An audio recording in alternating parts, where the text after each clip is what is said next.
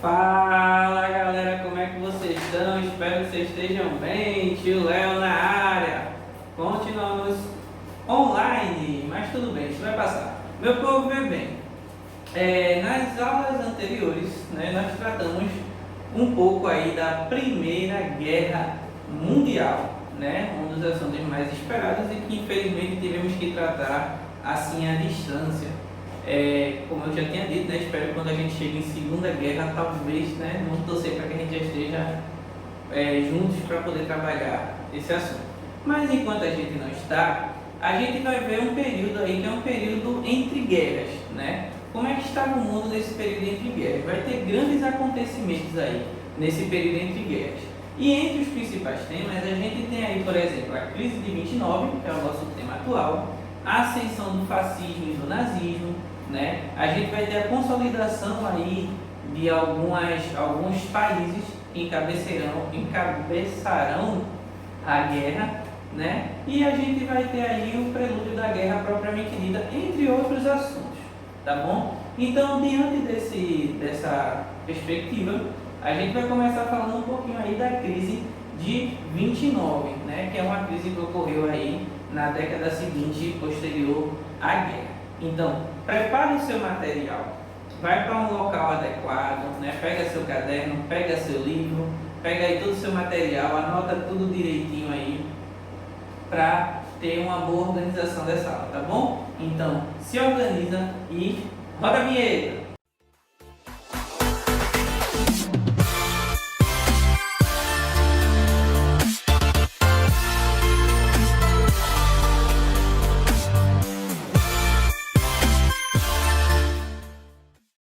Bom, meu povo, como eu estava dizendo, o nosso assunto é crise de 1929. Foi uma crise que abalou basicamente todo mundo, Principalmente porque a economia do mundo é uma economia globalizada. Então essa crise ela acabou afetando todo mundo, especificamente o mundo capitalista, Porque a gente vai ter aí a Rússia não sofrendo necessariamente com essa crise, apesar de ter tido outras, mas não necessariamente essa, porque essa é uma crise bem voltada aos países de mercado e de organização capitalista desse período, de maneira geral. Mas como foi que isso começou? Como foi que isso aconteceu? Vê bem, para a gente entender a crise, a gente precisa entender um pouco do contexto histórico. O que é que aconteceu?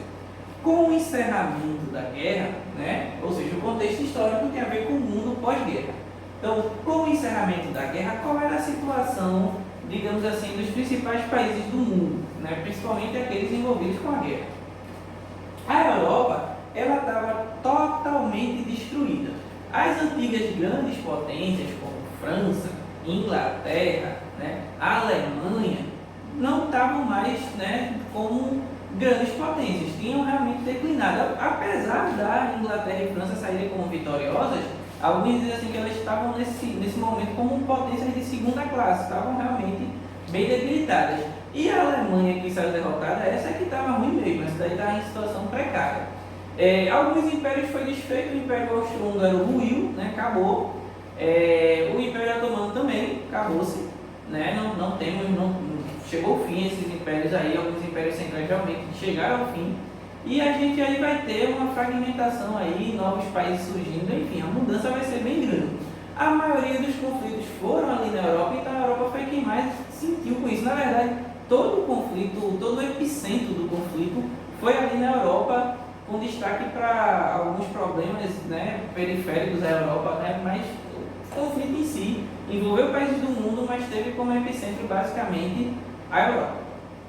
Então a Europa estava destruída, tanto os países vencedores quanto os países derrotados, apesar de ter algumas diferenças entre esses, mas de maneira geral, a Europa estava destruída, então houve uma destruição das fábricas, das lavouras, da infraestrutura pública, então a Europa realmente estava em situação precária.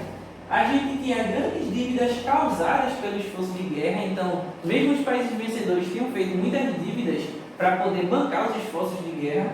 A gente tinha aí uma diminuição na força de trabalho, obviamente pela morte, pela quantidade de pessoas que morreram na guerra. Repito, mesmo os países vencedores tiveram uma diminuição significativa né, na sua força produtiva, na sua população. Muita gente morreu, muitos jovens morreram, né, principalmente jovem que está ali, né, com toda a energia para começar a trabalhar, digamos assim, a força produtiva mesmo.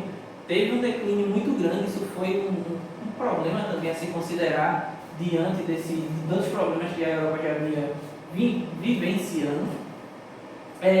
Isso gerou crises econômicas e sociais, moedas desvalorizadas, né, porque o comércio, a economia, a indústria, a produção agrícola, tudo arruinado, então as moedas perderam valor, né, a galera em alguns lugares passava fome, em alguns lugares a moeda realmente não tinha valor nenhum, principalmente os países derrotados. Dizem que, por exemplo, a Alemanha, a moeda desvalorizou tanto, né, que tinha gente que, tipo assim, por mais dinheiro que tivesse, não conseguia comprar produtos básicos muitas vezes. Alguns até dizem que a galera chegava a queimar dinheiro para se aquecer do frio, porque era mais viável. E se quem tem muito dinheiro não tem muito valor esse dinheiro, né, está passando dificuldade, os que eram pobres, você já imagina a situação, né? Então, realmente, a situação ficou muito difícil. Crises econômicas, como eu falei, crises sociais, então aumento aí da fome, da miséria, a pobreza propriamente dita já está lá instalada, então aumento da violência, né, situações bem complicadas. Para os países derrotados, é onde entra aqui o último tópico, porque a situação ainda piorava por causa da necessidade de pagamento de indenizações, ou seja, o país estava destruído, arruinado, socialmente, economicamente, politicamente, e ainda tinha que pagar a indenização. Isso foi imposto pelo Tratado de Versalhes. Esse tratado ele, né, vai sofrer duras críticas, né, por várias partes, inclusive por causa justamente da situação que vai deixar os países, e por causa dessa situação, por causa do tratado, vai abrir espaço, na verdade, não só por causa disso, né, mas esse daí vai ser um dos focos, né, dos grupos que vão mais na frente surgir com propostas de mudanças rápidas, mas isso a gente vai ver mais na frente. Então, muito grupo político, ideológico vai surgir com fortes oposições ao Tratado de Versalhes e vai ganhar corpo, popularidade muito rápida, né, porque muita gente começou a identificar o tratado como sendo uma das principais causas da crise, e que até certo ponto também tinha, né, essa relação. E os países derrotados também, muitas vezes garantidos pelo próprio tratado, acabaram perdendo territórios. Alguns países se desfizeram de vez, como eu falei para vocês, né? Alguns impérios ruíram, acabaram de vez, e outros mesmos, eles acabaram tendo territórios perdidos, que é o caso da Alemanha. Mais uma vez, sempre lembrando o velho território da Alsácia-Lorena, né? Lá atrás, pertencente à França, à Alemanha, à França, e assim segue, né? Esse território quase sempre disputado, né? E mais uma vez, perdido aí agora pela Alemanha, território que poderia garantir alguma fonte de lucro, né, por causa das suas riquezas ali naturais, mas que mais uma vez, né, foi tomado pela França, causando aí, que foi tomado pela França, melhor dizendo, que acaba aí causando mais um problema em relação ao fim da guerra. De maneira geral é isso. Bom, enquanto tudo ia mal na Europa, tudo ia muito bem, obrigado, nos Estados Unidos. Os Estados Unidos foi um dos vitoriosos, né, um dos que encabeçaram e venceram a guerra. E essa vitória dos Estados Unidos não está aqui, né? Vitória na guerra, garantiu o status, não só por isso, mas por causa de situações também posteriores, vai garantir o status de superpotência. Os Estados Unidos vira verdadeiramente uma superpotência. As potências que tinham declinaram, e os Estados Unidos, que era uma potência em ascensão, se consolida de vez como uma superpotência, né? Principalmente aí depois da Primeira Guerra. E aí a gente vai ter os Estados Unidos saindo vitorioso da guerra, sem percas ou problemas no seu território, porque basicamente não estourou uma bomba, não teve um tiro dentro do território americano, não tinha nada para reconstruir, estava tudo lá, já montado, diferente da Europa, que teve que recomeçar quase tudo do zero. Então estava tudo muito bem no território americano, e de quebra ele já tinha investido, garantiu a vitória, garantiu os investimentos feitos na guerra, e continuou com os investimentos e consequentemente ganhando os lucros, né, agora por causa da reconstrução da Europa. Então os Estados Unidos foi o grande financiador da reconstrução europeia, já estava sendo o grande financiador da guerra, né, e agora era o grande financiador da reestruturação pós-guerra ganhando muito dinheiro. Então as indústrias americanas, os empresários americanos, eles estavam ganhando muita grana. As empresas americanas produziam como nunca, porque tinha um mercado todo, né? Veja, não tem a concorrência das empresas dos outros países. Lembrando que a Europa era o centro, né? As grandes potências estavam na Europa, então já não tem aquela concorrência que tinha antes da lei da grande potência. De quebra, é responsável por reestruturar, né, essa região, abrindo um amplo mercado para exportar seus produtos.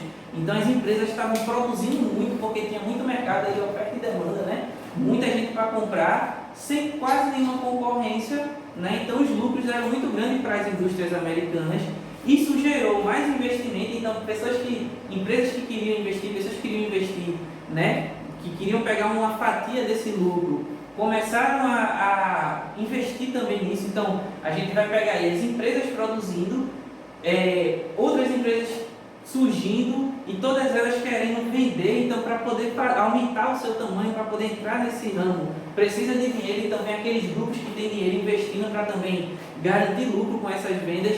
Então a economia americana, ó, bombou, né? Foi a toda, cresceu a produção, cresceu o investimento, e aí isso aumentou o trabalho, aumentou a renda, e os Estados Unidos viveu uma prosperidade econômica sem precedentes nesse período. E era um período com características bem interessantes, né? Alguns historiadores, eu coloquei ali porque eu gosto muito do nome, acho bem legal. Alguns historiadores costumam botar o nome, né? Lembrando que a gente tem o final da guerra aí, né? Aí o final da guerra em 18, a gente já vai entrando aí para os anos 20. Então os anos 20 os Estados Unidos já começa a vivenciar isso tudo.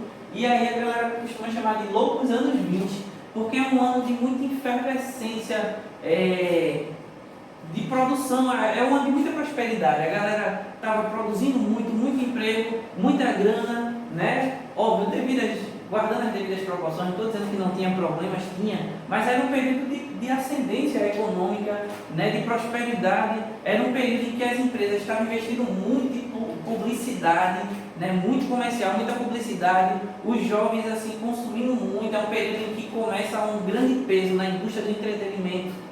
Então, cinema, jogo, muita coisa assim relacionada a entretenimento, a galera investindo pesado. Hoje a gente tem uma verdadeira indústria do entretenimento. Isso começa com muita força da publicidade, investindo muito no consumo. Muitas famílias às vezes não têm nem necessidade de andar do produto, mas consumia, né? Porque a ordem era consumir. Então a gente vai ter esse período aí, né? O período também de novidades no âmbito cultural, enfim. Era uma efervescência muito grande nos Estados Unidos nesse período.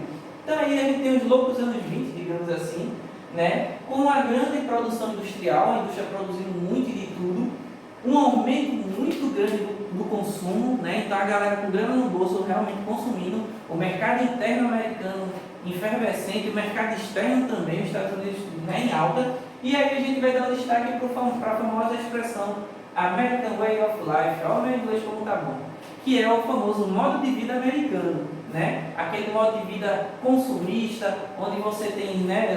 Isso é só uma brincadeira, tá? Mas tipo assim, é aquele modo de vida onde você come no fast food, com tudo enlatado, né? Tô brincando, brincadeiras à parte, né? Mas é um período de consumo mesmo, é um período que a galera começou a consumir mesmo assim, eletrodomésticos, produtos, né? Industrializados, enlatados, enfim, todo esse produto vindo diretamente da indústria, sendo consumido.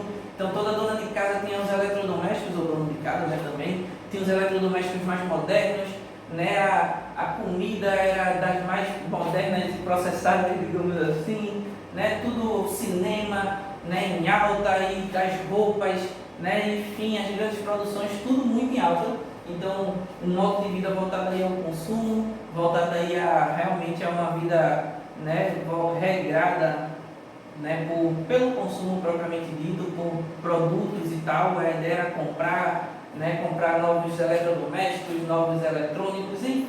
Essa era uma vida de consumo. Aí eu botei aqui só para interagir, né? Consumo, diversão, lucros e prosperidade. Olha só, né? Um modo de vida americano que, né, foi bastante influente para o restante do mundo, inclusive. Bom, um outro acontecimento marcante e muito interessante nesse período foi a Lei Seca, né? Aí você diz: eita, professor, já sei, a Lei Seca é aquele que a galera passa no carro e aí bota o bafômetro para saber se a pessoa bebeu, né? Começou nos Estados Unidos isso. Não é necessariamente essa Lei Seca, né? Não é a Lei Seca do trânsito brasileiro que a gente está falando. A Lei Seca daqui A situação foi a seguinte, veio. No período da guerra já existia uma crítica em relação à importação de bebidas, né, consideradas assim, bebidas dos inimigos, digamos assim. Cerveja, vinho e coisas do tipo eram bebidas muito tradicionais dos países rivais aos Estados Unidos. O consumo muito alto nos Estados Unidos, mas alguns começaram a fazer essa ligação, né? Uma outra coisa também é que as camadas religiosas começaram a protestar, tipo assim, os Estados Unidos, digamos assim, é o que a gente chama aqui do destino manifesto, né? Os Estados Unidos é a grande superpotência do mundo, é a grande representação desse novo mundo que se mostra aí pós-guerra, e aí os religiosos defendiam que os Estados Unidos não poderia ter na sua cultura essa ideia da bebida, da embriaguez, coisa do tipo, né? Teríamos que estar sóbrio para dirigir esse novo mundo, né? Até essa frase tem no nosso livro, inclusive. Mas é mais ou menos isso, a religião começou a bater nessa tecla, né? Ser contra a bebida, até que houve o ato Vostok, né? Que foi um ato em que proibiu a produção, né? A produção de uso de álcool era mínima e aí a bebida ficou sendo um produto proibido, como é, por exemplo, alguns entorpecentes no dia de hoje. Então virou literalmente um produto proibido, virou um produto ilegal, né?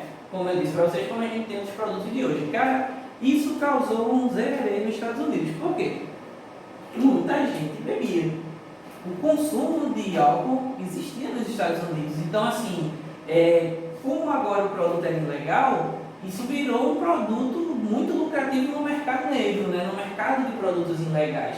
Então, começou a surgir as speakers, né? A minha pronúncia é horrível, eu sei que é. Mas, enfim, começou a surgir aí locais para a galera beber clandestinamente, melhorou, né? E começou a surgir aqueles que se envolviam com a venda desses produtos ilegais, né? Obviamente burlando a lei, se tornando literalmente grandes criminosos. E aí vai surgir toda uma máfia nesse período, né? Isso aí vai aflorar, principalmente nas áreas mais periféricas, né? Inclusive com destaque para alguns nomes. Então é nesse período que surge aí uma força muito grande na máfia e a famosa ideia do gangster. Eu confesso que eu tentei treinar esses nomes para poder falar para vocês, mas às vezes é difícil. Mas esse eu acertei, tá? E entre os principais nomes, a gente tem aí o famoso Al Capone, né? Provavelmente um dos maiores gangsters, um dos maiores mafiosos da história americana, história clássica aí de máfia. Para quem curte, inclusive, né, história relacionada à máfia, tem várias expressões artísticas, um dos maiores filmes de todos os tempos, não só porque eu gosto, mas porque na maioria das listas que eu vejo está sempre ali, né? Para quem tem interesse em entender um pouco mais do assunto, tá? Não é para se envolver com nada ilegal não, mas para quem quer entender um pouco do assunto e a relação dos produtos ilegais com a sociedade de maneira geral, que também é outra perspectiva que pode se estudar, inclusive para poder combater, tem filmes aí como O Poderoso Chefão e alguns outros, né? Eu acho que O Poderoso Chefão é o mais clássico entre os filmes de máfia. Mas aí a gente tem a figura do Al Capone, né? E outros grandes nomes também que vão aparecer aí nesse período. Bom, até quando isso aqui funcionou, né? Funcionou na verdade não. Houve muito problema quanto a isso, né? E mais na frente, né? Depois a crise começa em 29, mais ou menos aí pelos anos 30, a gente vai ter o fim dessa lei aí, a galera vai ver que realmente não era uma forma de... Não se resolveria alguns problemas que os Estados Unidos tinham e de quebra também aumentou os problemas, enfim. Né? Aí detalhes à parte. Inclusive esse tema não vou debater aqui, né, por vídeo, mas esse tema normalmente é muito trabalhado para quem defende a liberação ou proibição de outras coisas, né? Mas aí deixa para um outro momento, para um outro debate, ou deixa para você avaliar por você mesmo, tá bom? Mas enfim, essa foi uma comparação da história da lei seca. Por que eu estou falando desses dois acontecimentos? Porque isso tudo foi o que antecedeu a crise propriamente dita. Porque os Estados Unidos estavam de vento em popa. Alguém ainda usa essa expressão de vento em popa? Acho que não, mas tudo bem. Os Estados Unidos ainda estavam com tudo, né? A coisa estava dando certo. Até que estourou a crise. A grande depressão, né? A grande depressão, como também ficou conhecida. Por que ocorreu a crise, digamos assim? Para começo de conversa, entenda que boa parte dos lucros que os Estados Unidos tinha é para a reconstrução da Europa destruída.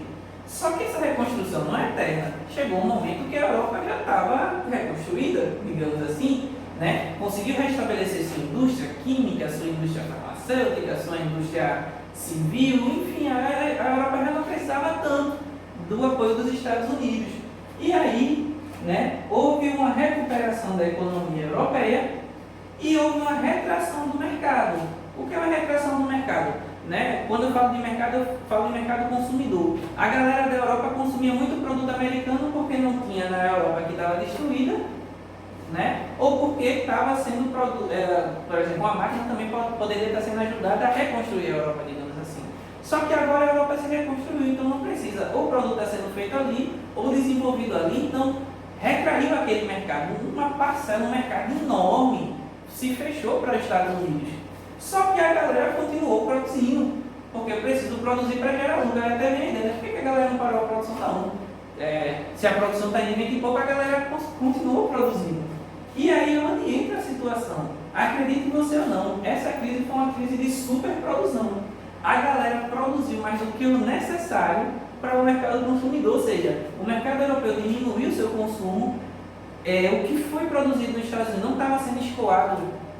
A produção ela era bem maior do que o necessário para escoar para outros lugares, então começou a sobrar produto. E para quem é comerciante ou produtor, enfim, sabe que produto parado é prejuízo. A galera não conseguia mais vender tanto produto, os produtos lá sendo feitos, e não tinha mais escoamento, não tinha mais saída. Crise de superprodução.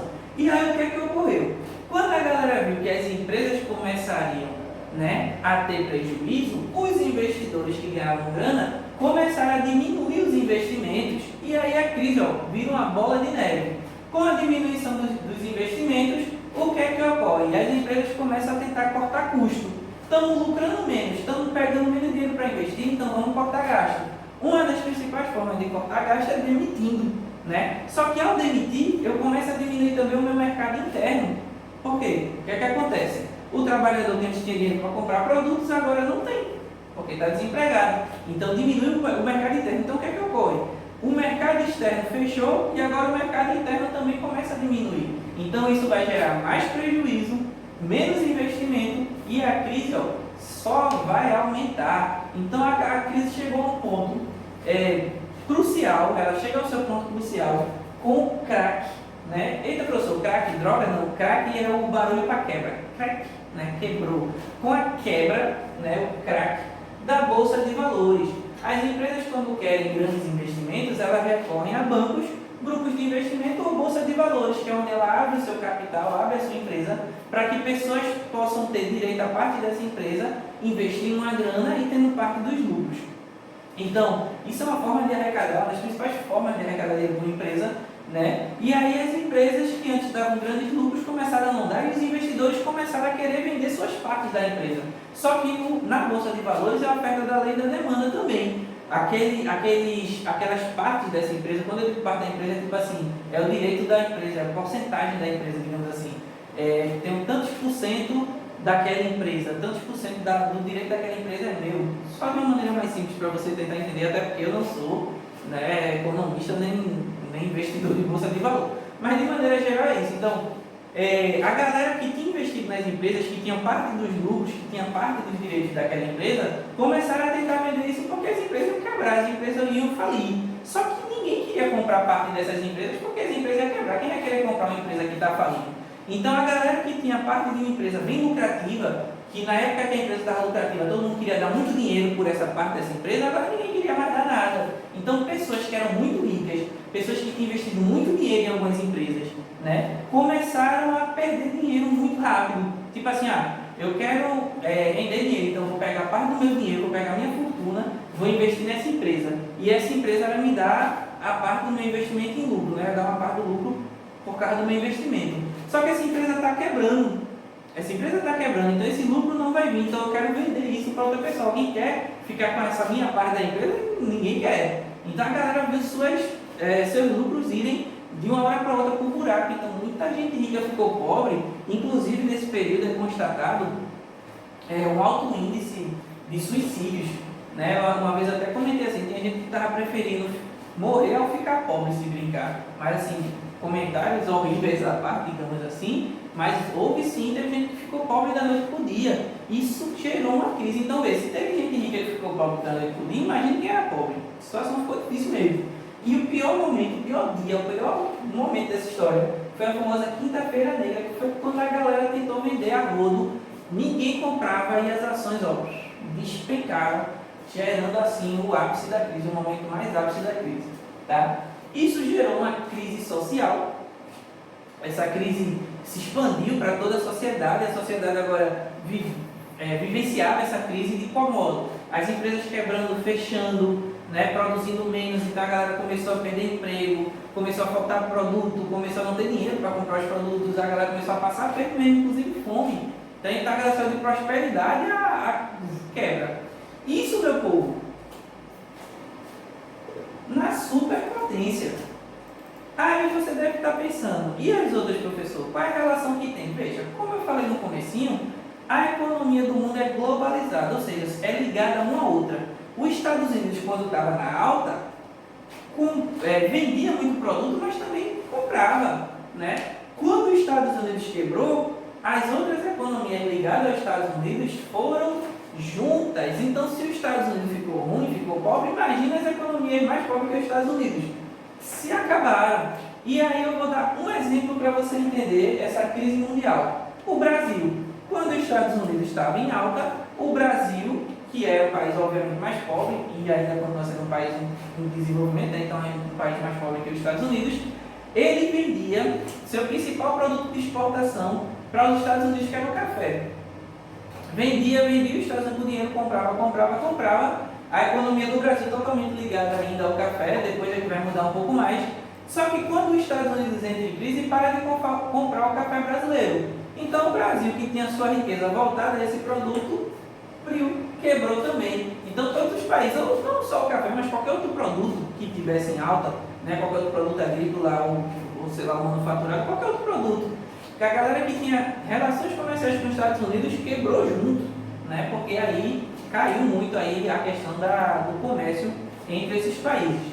Se sobressaindo essa situação, segundo alguns estudiosos, a União Soviética, que por ser um país com uma outra formação ideológica e política, né, se isentou dessa crise porque estava ali na sua fechadinha dentro do seu sistema socialista soviético, né, que tinha se instaurado aí em outros momentos, como a gente também já viu.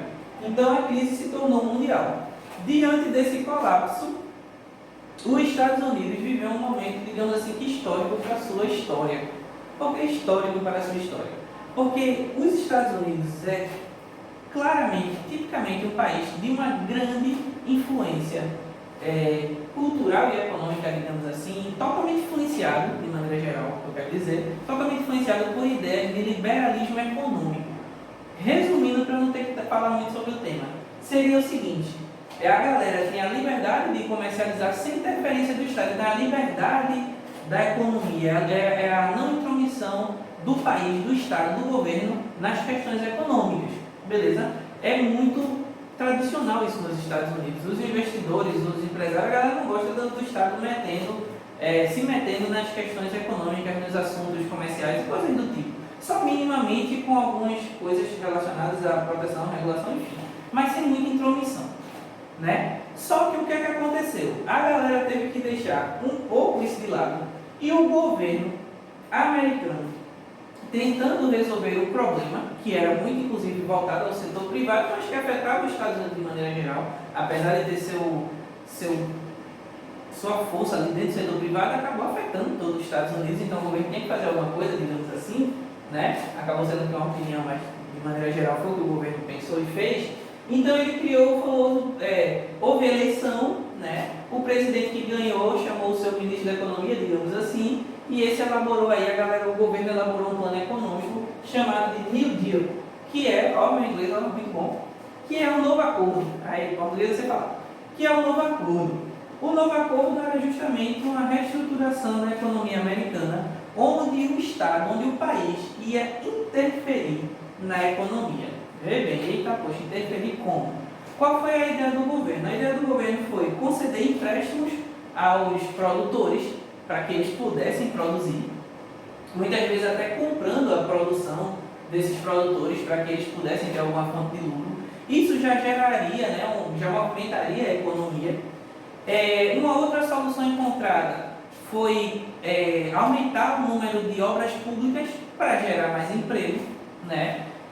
Concedeu empréstimos, enfim, se colocou aí, né, diante da situação. Obviamente que esse dinheiro vem dos contribuintes, vem dos impostos, ou seja, é dinheiro de todos, né? Mas com esse dinheiro investido no setor privado, tentando socorrer o setor privado, os Estados Unidos tentou reestruturar sua economia como era, demorou um pouco, mas aí quando beirou o início da próxima guerra, os Estados Unidos já estava bem recuperado, tá? E aí a gente segue os nossos entendimentos e nossos estudos nas próximas aulas, porque essa aula daqui, ela encerrou.